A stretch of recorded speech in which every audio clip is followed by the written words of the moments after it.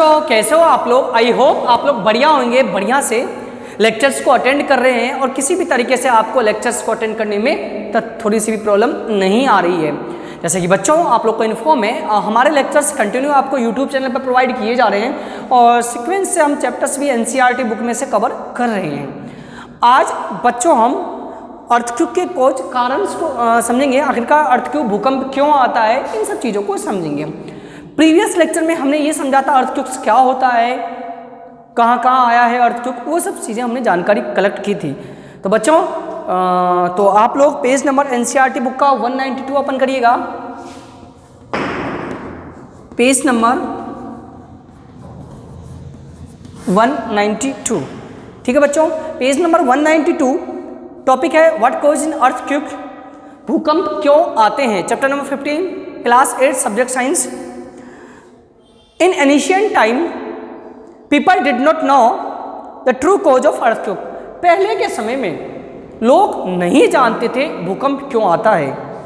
There ideas were there for express mythical stories such as one told by बूझो grandmother, वो एक पुरानी अवधारणा कोई कहानी बनाकर उस चीज़ को पेश करते थे। जैसा कि अभी हमने कल पढ़ा था, ग्रैंड मदर ने बोला था कि ये एक बुल के जो बैल है उसके ऊपर टिकी हुई है पृथ्वी, वो मूवमेंट करता है तो पृथ्वी भी हिलती है। इस तरीके से भांति भांति अलग अलग टाइप की स्टोरीज बनाकर अवधारणाएं बनाकर अर्थक्वेक के बारे में बताया जाता था। Similar myths were prevalent and other parts of the world, हमारे ही नहीं विश्व के जितने भी भाग है सभी जगह ऐसी स्टोरियाँ बन गई थी।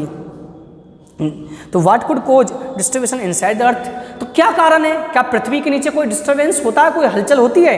Now we know that the tremors are caused by the disturbance deep down inside the uppermost layer of the earth called the crust.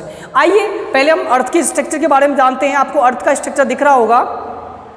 जो बच्चों अर्थ होता है उसका जो आउटर लेयर है बच्चों, अर्थ का जो आउटर लेयर है ये आउटर लेयर आपको मैंने फिल किया है, ये आपका क्रस्ट कहलाता है। अर्थ का जो आउटर लेयर है वो क्रस्ट कहलाता है, earth crust. The outer most layer of the earth is not in one piece, it is a fragmented, each fragment is called plate. इसमें सिर्फ अकेला, इसमें कई सारी प्लेटें होती है, कई सारी पीसेज, इनको बांटा गया, उन पीसेज को हम प्लेट बोलते हैं। These plate are in continually motion, और ये प्लेट कंटिन्यू मूव करती रहती है, घूमती रहती है। When they brush past one another or plate goes under another due to collision, they cause disturbance in the earth crust। जब ये प्लेटें मूव करती है तो एक प्लेट दूसरी प्लेट से टकराती है, टकराने के कारण अर्थ क्रस्ट में डिस्टर्बेंस क्रिएट होता है। इसी के कारण बच्चों, इसी के कारण डिस्टर्बेंस होगा और अर्थक्वेक आता है। पृथ्वी में भूकंप आता है, उसकी सरफेस हिलने लग जाती है और क्या आ जाता है? भूकंप। आपको डायग्राम 15.11 में देख सकते हो किस प्रकार से मूवमेंट होती है और टकराते हैं, कोलाइडिंग होती है। कोलाइडिंग के बाद सरफेस वाइब्रेट करने जाता है और ये अर्थक्वेक का कारण मोस्टली हो जाता है। नीचे एक दिया गया बॉक्स में, if scientist now so much about earthquake can they also predict when their next one will strike. Scientist earthquake के बारे में खैर प्रिकॉशन तो नहीं कर सकते, लेकिन ये बता सकते हैं मेजरमेंट के थ्रू नाप कर कि कितने पैमाने का अर्थक्वेक आया है, सेंटर कहाँ है इसका। Although we know for sure that cause an earthquake, it is not yet possible to predict when and where next earthquake might occur। यह पॉसिबल नहीं है कि इस बार भूकंप हमारे यहाँ आया है या इस प्लेस पर आया है तो नेक्स्ट भूकंप कहाँ आएगा, ये सब बताना अभी भी पॉसिबल नहीं हो पाया है साइंटिस्ट के according. I read somewhere that underground explosion could also cause tremors.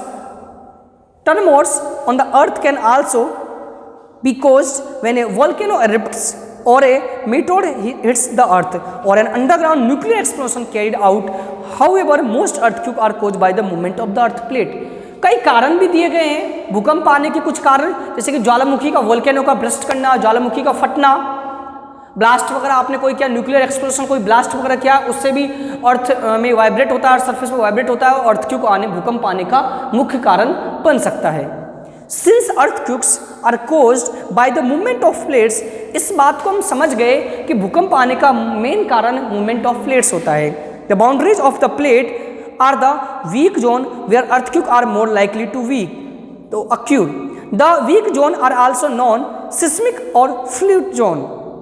In India underline करना area most threatened as Kashmir, western and central Himalaya, the whole of the north east run of Kutch, Rajasthan and the Indo Gangetic plain, some area south also fall in danger zone. देखो इसमें कुछ danger zone के places दिए गए जहां पर भूकंप आने की संभावनाएं बहुत अधिक होती है। आपको मैप के द्वारा भी इस चीज को समझाने की कोशिश की जा रही है।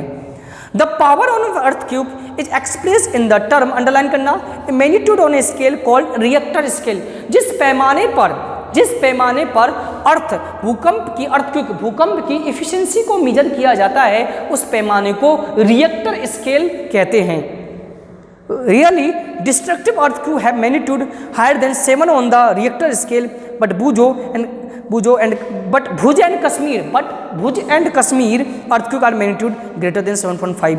कहा जाता है कि 7 से अधिक जब भूकंप आएगा, 7 रिएक्टर स्केल से जब ज़्यादा भूकंप आएगा तो तबाही मचा देता है। भुज और कश्मीर में जो भूकंप आया था, हमने स्टार्टिंग में कल पढ़ा था, वो 7.5 रिएक्टर स्केल का था, इसलिए वहां पर तबाही आई थी। ठीक है बच्चों, ठीक है। अब ये रिएक्टर स्केल किस प्रकार से वर्क करता है जो आपको समझाने की कोशिश की गई है, तो आप समझ सकते हो। मैं वैसे ओरल समझा देता हूँ। देखिए रिएक्टर स्केल में एक्चुअली होता क्या है, एक वेव्स निकाली जाती है, जिस वेव्स को सिस्मिक वेव्स कहते हैं, और जिस इंस्ट्रूमेंट के थ्रू रिएक्टर स्केल को जिस इंस्ट्रूमेंट के थ्रू मेजर किया जाता है उसमें सिस्मोग्राफ कहते हैं। आपको ऊपर दिया गया है। The tremors produce waves in produce the earth, these are called seismic waves, the waves are recorded by the instruments called the seismographic wave. जो सिस्मिक वेव्स क्रिएट होती है उसको सिस्मोग्राफ के द्वारा, उस इंस्ट्रूमेंट के द्वारा मेजर किया जाता है। तो भूकंप की स्पीड, इंटेंसिटी को मेजर करने वाला उपकरण क्या कहलाता है, सिस्मोग्राफ। ठीक है, इस तरीके से आपको समझाने की कोशिश की गई है। आइए नीचे से हम टॉपिक लेते हैं कि प्रोटेक्शन अगेंस्ट अर्थक्वेक, भूकंप से हम कैसे बचें। चलो हम अर्थक्वेक को रोक नहीं सकते, लेकिन कुछ तो हम कर सकते हैं कि इससे बच सकें। आइए, we know for the earlier page that earthquake can not be predict. हमने अभी पिछले पेज में पढ़ा कि भूकंप की भविष्यवाणी नहीं की जा सकती है। We have also seen that they can be highly destructive. It is therefore important that we take necessary precautions to protect ourself all the time. तो जरूरी है जब भविष्यवाणी तो हम हमेशा अलर्ट मोड में रहें। ठीक है, living in seismic zones where the earthquakes are more likely to occur have to be especially prepared. First of all, the building in these zones should be designed that they be withstand major terremotes.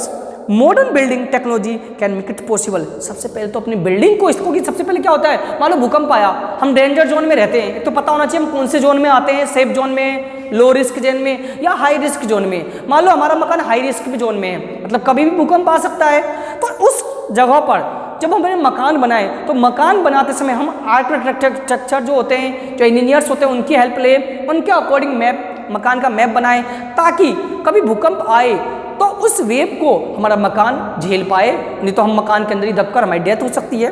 Next, it is advisable to make the structure sample so that quick safe. इसीलिए इस तरीके से हमें structure करना पड़ेगा। Next क्या करेंगे इसके लिए, consult qualified architecture and structure engineers. आप इंजीनियर या आर्किटेक्चर की हेल्प लीजिए। ठीक है, इसके लिए in highly seismic area the use of mud of timber is better than using heavy construction material. Keep roof and light in possible in case the structure falls the damage will be not be heavy. जो छत होनी चाहिए वो हल्की होनी चाहिए। तो इस तरीके से आपको गाइडेंस भी किया गया किस तरह मकान में हमें ध्यान रखना चाहिए बनाते समय। It is better the cupboards and shelves fixed on the walls so that they do not fall easily.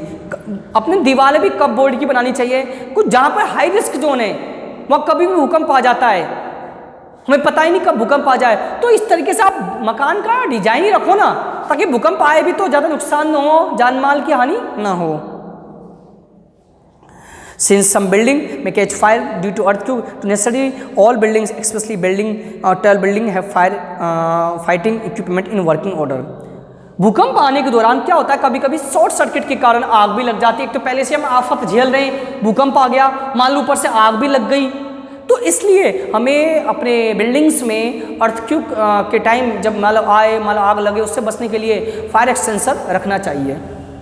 Next, the central building research institute, underline करना, the central building research institute Roorkee है developed 9 quake resistance houses. एक department है, केंद्रीय भवन अनुसंधान केंद्र जिस रुड़की में है, जो इस तरीके से मकान डिजाइन करता है जिसमें भूकंप आने पर भी इतना नुकसान नहीं होता है। In the event that an earthquake does a strike that the following step to protect yourself. Next page में आपको बताया गया है, जब कभी भूकंप आ जाए और आप घर में हो तो क्या करो। If you are at home, यदि आप घर में हो, first point, take shelter under a table, stay there till the second stop. यदि आप घर में भूकंप आएगा, टेबल के नीचे बैठ जाइए, किसी टेबल के नीचे आसपास कोई चीज़ हो छुपने की, वहाँ बैठ जाइए।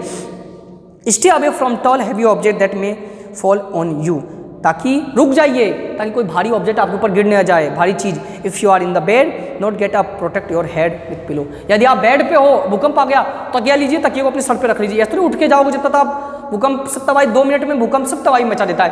बेड पे हो तो पिलो, तकिया उठाओ, अपने सर पे रख लो, मतलब सर को बचाना है आपको, ताकि कोई हैवी चीज़ आपके सर पे ना गिरे। If you are